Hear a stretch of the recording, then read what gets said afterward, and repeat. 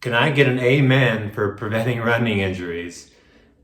You've probably been there. You've had one that's sidelined you for weeks, months, even up to a year.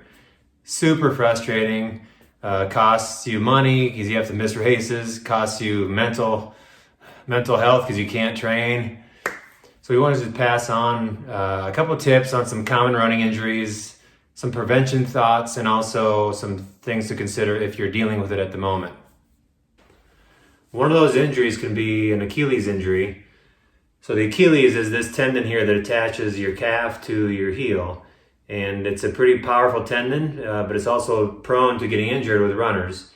Two things to really consider with this for prevention is one, not making a training mistake. And that's usually doing what I see in my office is someone who does hill work or hilly runs almost 90% of the time. And that puts a lot of load if she kind of comes up on her toes a bit.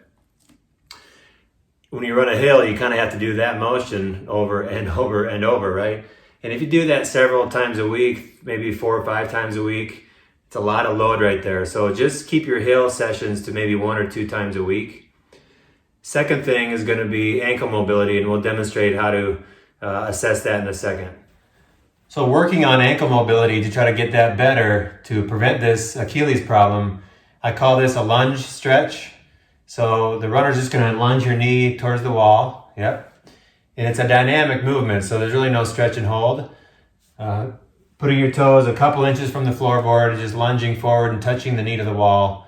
It's a good way to get mobility through this area in your ankle to help prevent this Achilles strain. If this is something you can also test yourself, you can put your toes a couple inches from the floorboard and do this. If your heel comes off the ground, it can indicate you're a bit stiff through here.